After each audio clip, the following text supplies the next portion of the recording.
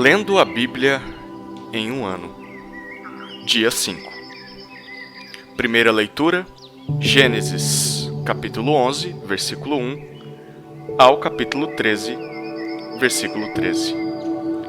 Em toda a terra havia apenas uma língua e uma só maneira de falar. Os homens partiram do Oriente, encontraram uma planície na terra de Sinar e habitaram ali. E disseram uns aos outros: venham, vamos fazer tijolos e queimá-los bem. Os tijolos lhes serviram de pedra e o betume de argamassa. Disseram: venham, vamos construir uma cidade e uma torre cujo topo chegue até os céus e tornemos célebre o nosso nome para que não sejamos espalhados por toda a terra. Então o Senhor desceu para ver a cidade e a torre que os filhos dos homens estavam construindo. E o Senhor disse: eis que o povo é um, e todos têm a mesma língua. Isto é apenas o começo, agora não haverá restrição para tudo o que planejam fazer. Venham, vamos descer e confundir a língua que eles falam, para que um não entenda o que o outro está dizendo. Assim, o Senhor os dispersou dali pela superfície da terra, e pararam de edificar a cidade.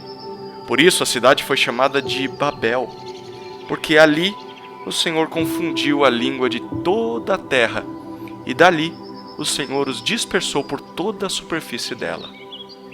São estas as gerações de Sem. Ele tinha 100 anos de idade quando gerou Arfaxade, 2 anos depois do dilúvio. E depois que gerou Arfaxade, Sem viveu 500 anos, e gerou filhos e filhas. Arfaxade viveu 35 anos e gerou Salá. E depois que gerou Salá, Arfaxade viveu 403 anos e gerou filhos e filhas. Salá viveu 30 anos e gerou Éber. E depois que gerou Éber, Salá viveu 403 anos e gerou filhos e filhas. Éber viveu 34 anos e gerou Peleg. E depois que gerou Peleg, Éber viveu 430 anos e gerou filhos e filhas. Peleg viveu 30 anos e gerou Reu. E depois que gerou Reu, Peleg viveu 209 anos e gerou filhos e filhas. Reu viveu 32 anos e gerou Serug. E depois que gerou Serug, Reu viveu 207 anos e gerou filhos e filhas. Serug viveu 30 anos e gerou Naor. E depois que gerou Naor, Serug viveu 200 anos e gerou filhos e filhas. Naor viveu 29 anos e gerou Terá. E depois que gerou Terá, Naor viveu 119 anos e gerou filhos e filhas. Terá viveu 70 anos e gerou Abrão, Naor e Harã. São estas as gerações de Terá. Terá gerou Abrão, Naor e Harã. E Harã gerou Ló. Harã morreu na terra de seu nascimento, em Ur dos Caldeus, estando Terá seu pai ainda vivo. Abrão e Naor tomaram para si mulheres. A mulher de Abrão se chamava Sarai, e a mulher de Naor, Milcá, filha de Harã, que foi pai de Milcá e de Iscá. Sarai era estéril, não tinha filhos. Terá tomou Abrão, seu filho, e Ló, filho de Harã, filho de seu filho, e Sarai, sua nora, mulher de seu filho Abrão, e saiu com eles de Ur dos Caldeus para ir à terra de Canaã. Foram até Harã, onde ficaram. E havendo Terá vivido 205 anos ao todo, morreu em Harã. O Senhor disse a Abrão: sai da sua terra, da sua parentela e da casa de seu pai, e vá para a terra que lhe mostrarei. Farei de você uma grande nação e o abençoarei e engrandecerei o seu nome. Seja uma bênção. Abençoarei aqueles que o abençoarem e amaldiçoarei aquele que o amaldiçoar. Em você serão benditas todas as famílias da terra. Partiu, pois, Abrão, como o Senhor lhe havia ordenado, e Ló foi com ele. Abrão tinha 75 anos quando saiu de Harã. Abrão levou consigo a sua mulher, Sarai, o seu sobrinho Ló, todos os bens que haviam adquirido, e as pessoas que lhes foram acrescentadas em Harã. Partiram para a terra de Canaã e lá chegaram. Abrão atravessou a terra até Siquém, até o carvalho de Moré. Nesse tempo, os cananeus habitavam essa terra. O Senhor apareceu a Abrão e lhe disse: darei esta terra à sua descendência. Ali Abrão edificou um altar ao Senhor que lhe tinha aparecido. Passando dali para o monte a leste de Betel, armou a sua tenda, ficando Betel a oeste e Ai a leste. Ali edificou um altar ao Senhor e invocou o nome do Senhor. Depois Abrão partiu dali, indo sempre em direção do Neguebe. Havia fome naquela terra. Assim Abrão foi para o Egito, para ali ficar, porque era grande a fome na terra. Quando se aproximava do Egito, quase ao entrar, disse a Sarai sua mulher: Ora, bem sei que você é uma mulher muito bonita. Os egípcios, quando virem você, vão dizer: essa é a mulher dele. Então, eles vão me matar, deixando você com vida. Diga, pois, que você é minha irmã, para que me tratem bem por sua causa e por amor a você me conservem a vida. Tendo Abrão entrado no Egito, os egípcios viram que a mulher era de fato muito bonita. Os príncipes de Faraó a viram e foram elogiá-la diante do Faraó. E a mulher foi levada para a casa de Faraó. Este, por causa dela, tratou bem a Abrão, o qual veio a ter ovelhas, bois, jumentos, escravos e escravas, jumentas e camelos. Porém, o Senhor puniu Faraó e a sua casa com grandes pragas, por causa de Sarai, mulher de Abrão. Faraó chamou Abrão e lhe disse: O que é isso que você fez comigo? Por que não me disse que ela era sua mulher? E por que me disse que ela era sua irmã? Foi por isso que a tomei para ser minha mulher. Agora, pois, aqui está a sua mulher, tome-a e vá embora daqui. E Faraó deu ordens aos seus servos a respeito de Abrão, e eles o acompanharam, a ele, a sua mulher e a tudo o que possuía. Abrão saiu do Egito e foi para o Neguebe, ele, a sua mulher e tudo o que tinha. E Ló foi com ele. Abrão era muito rico, possuía gado, prata e ouro. Fez as suas jornadas do Neguebe até Betel, até o lugar onde primeiro tinha armado a sua tenda, entre Betel e Ai, até o lugar do altar que anteriormente tinha feito. E ali Abrão invocou o nome do Senhor. Ló, que ia com Abrão, também tinha rebanhos, gado e tendas. E a terra não podia sustentá-los, para que morassem juntos, porque eram muitos os seus bens, de maneira que não podiam morar um na companhia do outro. Houve desentendimento entre os pastores do gado de Abrão e os pastores do gado de Ló. Nesse tempo, os cananeus e os ferezeus habitavam essa terra. Então, Abrão disse a Ló: Não deveria haver conflito entre mim e você, e entre os meus pastores e os seus pastores, porque somos parentes chegados. Não está toda a terra aí diante de você? Peço que você se afaste de mim. Se você for para a esquerda, irei para a direita. Se você for para a direita, irei para a esquerda. Ló ergueu os olhos e viu toda a campina do Jordão, que era toda bem regada, como o jardim do Senhor, como a terra do Egito, até a região de Zoar. Isto foi antes de haver o Senhor destruído Sodoma e Gomorra. Então Ló escolheu para si toda a campina do Jordão e partiu para o oriente. E assim separaram-se um do outro. Abrão habitou na terra de Canaã e Ló foi morar nas cidades da campina. E ia armando as suas tendas até Sodoma. Ora, os moradores de Sodoma eram maus e grandes pecadores contra o Senhor.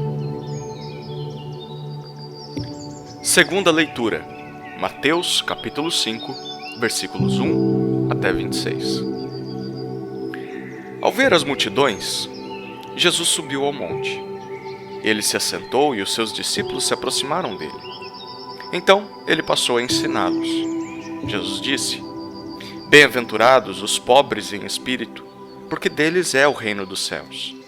Bem-aventurados os que choram, porque serão consolados. Bem-aventurados os mansos, porque herdarão a terra.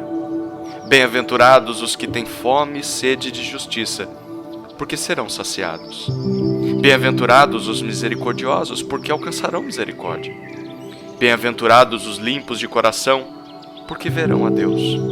Bem-aventurados os pacificadores, porque serão chamados filhos de Deus. Bem-aventurados os perseguidos por causa da justiça, porque deles é o reino dos céus. Bem-aventurados são vocês, quando por minha causa os insultarem e os perseguirem, e mentindo disserem todo o mal contra vocês. Alegrem-se e exultem, porque é grande a sua recompensa nos céus, pois assim perseguiram os profetas que viveram antes de vocês. Vocês são o sal da terra. Ora, se o sal vier a ser insípido, como lhe restaurar o sabor? Para nada mais presta, senão para, lançado fora, ser pisado pelos homens. Vocês são a luz do mundo. Não se pode esconder uma cidade situada no alto de um monte, nem se acende uma lamparina para colocá-la debaixo de um cesto, mas num lugar adequado, onde ilumina bem todos os que estão na casa. Assim, brilhe também a luz de vocês diante dos outros, para que vejam as boas obras que vocês fazem e glorifiquem o Pai de vocês que está nos céus. Não pensem que vim revogar a lei ou os profetas. Não vim para revogar, mas para cumprir. Porque em verdade lhes digo, até que o céu e a terra passem, nem um i ou um tio jamais passará da lei, até que tudo se cumpra. Aquele, pois, que desrespeitar um destes mandamentos, ainda que dos menores, e ensinar os outros a fazer o mesmo, será considerado mínimo no reino dos céus. Aquele, porém, que os observar e ensinar, esse será considerado grande no reino dos céus. Porque eu afirmo que, se a justiça de vocês não excederem muito a dos escribas e fariseus, jamais entrarão no reino dos céus. Vocês ouviram o que foi dito aos antigos: não mate, e ainda, quem matar estará sujeito a julgamento. Eu, porém, lhes digo que todo aquele que se irá contra o seu irmão estará sujeito a julgamento. E quem insultar o seu irmão estará sujeito a julgamento do tribunal. E quem o chamar de tolo estará sujeito ao inferno de fogo. Portanto, se você estiver trazendo a sua oferta ao altar, e lá se lembrar que o seu irmão tem alguma coisa contra você, deixe diante do altar a sua oferta e vá primeiro reconciliar-se com o seu irmão. Então, volte e faça a sua oferta. Entre em acordo sem demora com o seu adversário, enquanto você está com ele a caminho, para que o adversário não entregue você ao juiz, o juiz entregue você ao oficial de justiça e você seja jogado na prisão. Em verdade, lhe digo que você não sairá dali enquanto não pagar o último centavo. Terceira leitura. Salmos, capítulo 5, versículos 1 a 12. Ao mestre de canto para flautas. Salmo de Davi. Dá ouvidos, Senhor, às minhas palavras, e acode ao meu gemido. Escuta, Rei meu e Deus meu, a minha voz que clama, pois a ti é que imploro. De manhã, Senhor, ouves a minha voz, de manhã te apresento a minha oração e fico esperando. Pois tu não és Deus que se agrade com a iniquidade, e contigo não subsiste o mal. Os arrogantes não permanecerão na tua presença. Odeias todos os que praticam a iniquidade. Tu destróis os que proferem mentira. O Senhor abomina o sanguinário e o fraudulento. Eu, porém, pela riqueza da tua misericórdia, entrarei na tua casa e me prostrarei diante do teu santo templo no teu temor. Senhor, guia-me na tua justiça, por causa dos meus adversários. Endireita diante de mim o teu caminho. Porque na boca dos meus adversários não há sinceridade. O íntimo deles está cheio de crimes. A garganta deles é sepulcro aberto e com a língua lisonjeiam. Declara os culpados, ó Deus, que eles caiam por seus próprios planos. Rejeita-os por causa das suas muitas transgressões, pois se rebelaram contra ti. Mas alegrem-se todos os que confiam em ti. Cantem de júbilo para sempre, porque tu os defendes. E em ti se gloriem os que amam o teu nome. Pois tu, Senhor, abençoas o justo e como escudo os cercas da tua bondade. Quarta leitura. Provérbios, capítulo 1, versículos 24 até 28. Mas porque clamei, e vocês se recusaram a ouvir, porque estendi a minha mão e não houve quem atendesse, pelo contrário, rejeitaram todo o meu conselho e não quiseram a minha repreensão. Também eu darei risada da desgraça de vocês. Ficarei zombando quando chegar o terror, quando o terror chegar como a tormenta, quando a calamidade chegar como o redemoinho, quando lhes sobrevierem o aperto e a angústia. Então Eles me invocarão, mas eu não responderei. Sairão à minha procura, porém não me encontrarão.